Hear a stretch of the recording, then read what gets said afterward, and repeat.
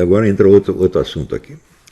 Nos anos 30 do século XX, os frankfurtianos, vendo a ascensão do totalitarismo na União Soviética e o progressivo aburguesamento da classe trabalhadora no Ocidente, desmentido flagrante da tese marxista da miséria crescente, já haviam perdido toda a esperança na revolução proletária.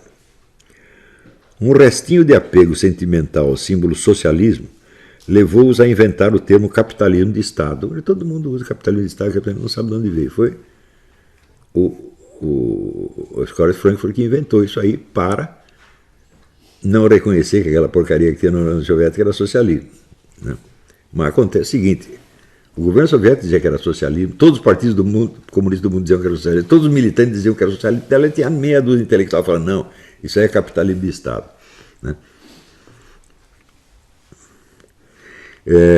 Inventaram o termo capitalismo de Estado para descrever o regime soviético, mas era evidente que, com o descrédito do proletariado, iam para o ralo também e inevitavelmente o dogma do ponto de vista proletário como única via de acesso à verdade e a esperança messiânica no advento do Estado socialista. Então, tudo aquilo que esperávamos que acontecesse simplesmente não vai acontecer. Não há classe social que nos represente, então nós vamos ficar aqui falando uns com os outros e nada mais vai acontecer. O que é que restava?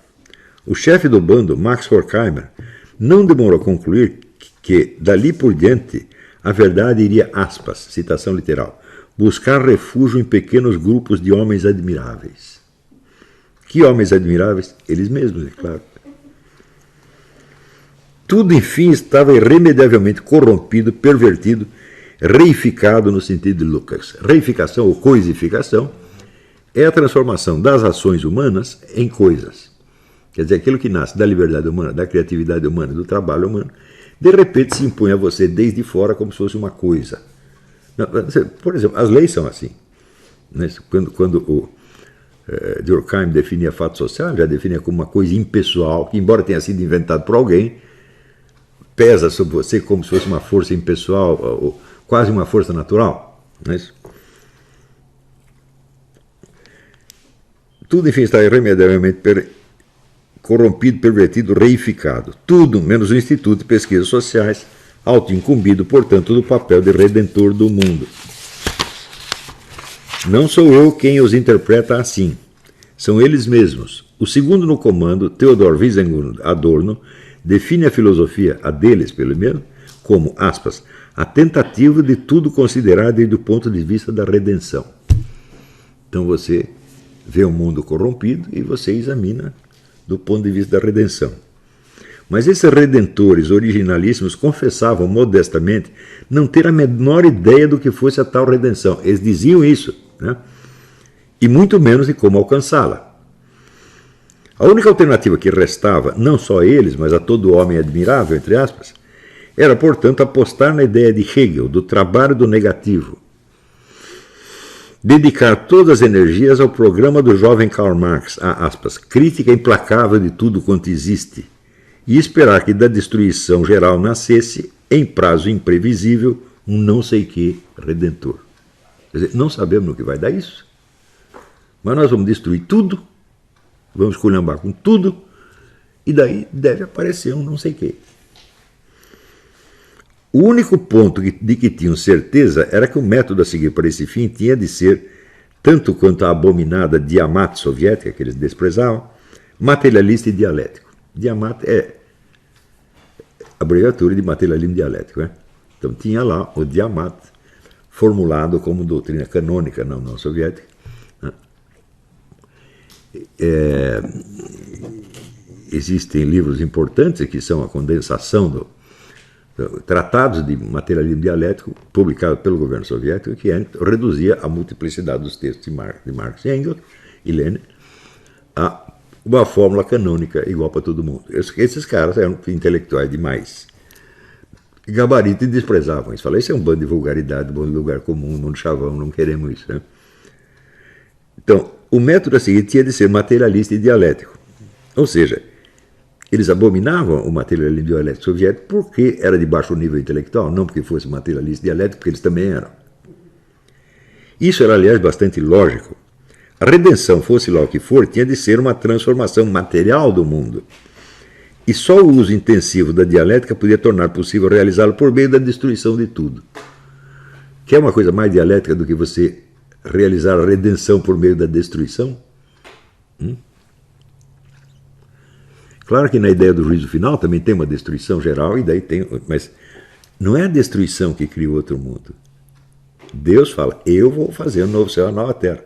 Primeiro destruo isso aqui, daí eu faço outro. Crio outro. Eu não crio outro baseado neste, nem baseado na destruição deste. A destruição é uma coisa e a criação é outra. Agora aqui não.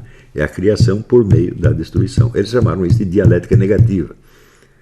Ou também teoria crítica.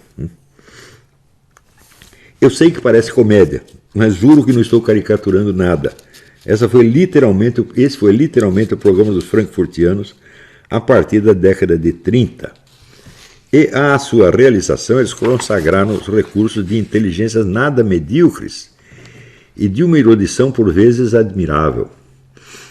Isso permitiu que no quadro geral de um projeto intrinsecamente absurdo florescessem aqui e ali, nos detalhes, análises profundas e sérias de muitos fatos e situações, como por exemplo a crítica da razão instrumental em O Eclipse da Razão de Max Horkheimer, para mim ainda a melhor produção da escola. Nunca se viu tanta inteligência a serviço da estupidez. O projeto é inteiramente absurdo, quer dizer, a criação através da destruição, vamos destruir tudo, que daí vai surgir um não sei o quê. Quem falou que vai surgir um não sei o quê? Né? Mata o sujeito para ver se nasce outro, na mesma hora do cadáver dele nasce outro. Nunca nasce. Nasce de outras fontes completamente diferentes. É só você observar a natureza. Né? Então, a morte também, a morte gera a vida. Fala, não, a morte nunca gera a vida. Né? A vida vem de uma outra fonte, que eu sabe. Enquanto o sujeito está morrendo aqui, está outro lá, papai e mamãe, fazendo um bebê. Não tem nada a ver com isso. Eu quero ver o cadáver levantar e fazer um bebê. Né?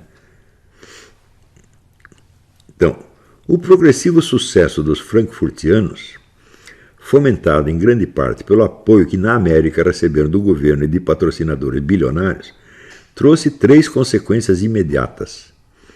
Depois nós vamos ver por que os bilionários financiaram esses caras desde o início. Em meados dos anos 50, já se havia espalhado entre os intelectuais de esquerda de todo o Ocidente a crença, quase nunca examinada criticamente, de que o seu dever não consistia em propor soluções nem em lançar sobre nada um olhar de benevolência compreensiva, mas apenas em criticar, corroer, demolir, destruir. Isso se tornou, vamos dizer, o suprassumo da sabedoria. Né? Muito dialeticamente, isso podia ser realizado até por meio de pretextos construtivos ocasionais, sem nenhum valor em si mesmos, adotados apenas pelo seu potencial destrutivo oculto e, evidentemente, pela sua atratividade publicitária, e abandonados tão logo cumprida a sua tarefa. Thomas Sowell, o economista, nota que daí decorre um dos traços predominantes da política de esquerda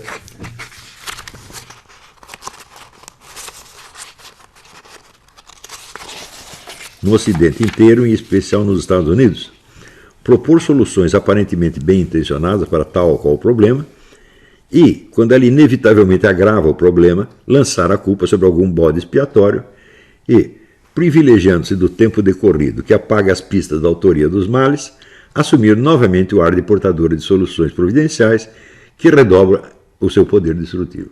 Ele dá como exemplo, nos anos 70, mais ou menos, alguém constatou que havia um número assombroso, assustador de gravidez entre garotas de 12, 13, 15 anos. Né? Então, gravidez indesejada. Então, falou, ok, vamos fazer isso. Daí aparece a ideia de que, não, nós vamos impor a educação sexual nas escolas. Daí vai acabar esse problema. Trouxeram a educação sexual, evidentemente, o número de casos de gravidez multiplicou por 1000. Né? Daí eles dizem, não, isso aí foi o capitalismo, foi não sei o quê. Quer dizer, quando aparece a causa, já está longe historicamente do efeito. Quando aparece o efeito, já está longe da causa. Ninguém vai rastrear. Só caras como Thomas Sowell percebem, fala, peraí, 20 anos atrás eles disseram isso, cumpriram o programa, aí aquele conjunto brasileiro, aquilo deu nisso. Né? Então, se a redenção devia ser material, também tinha de sê-lo a destruição, que hipoteticamente lhe preparava o caminho. O trabalho dos homens admiráveis, portanto, não podia se limitar a demolir ideias e teorias, mas tinha de se ampliar na destruição sistemática da sociedade como um todo. Leis, instituições, hábitos, valores, condutas aprendidas, linguagem e, last not least, a própria inteligência humana. Existe um interessante estudo do sociólogo Karl Mannheim, que se chama Estratégia do Grupo Nazista. Leiam, vocês vão ver que é exatamente a mesma coisa. Não é semelhança ocasional. Não, é exatamente a mesma coisa. Vamos desorganizar tudo, vamos bagunçar tudo. Né? Se a única tarefa do intelectual era a destruição, quem quer que se dedicasse publicamente à destruição tornava-se automaticamente um intelectual. Então, quer dizer, rebaixou-se o preço para ser intelectual. Basta você fazer agitação, destruição, ou você aparecer pelado ante um bando de crianças, tá certo? Você fazer o show macaquinhos, né? Cada um enfiando o dedo no cu do outro, tal. Isso, pronto, você já virou artista intelectual, alguma coisa. Então barateou formidavelmente. Então você veja, a escola de Frankfurt começa com intelectuais de grande peso, Lukács, Max Horkheim e tal, até certo eram quase gênios, né? E de repente o negócio baixou, que daí vira, né, o Pablo Capilé, né, e outros piores ainda. Então, o que eles destruíram em primeiro lugar? A intelectualidade mesma.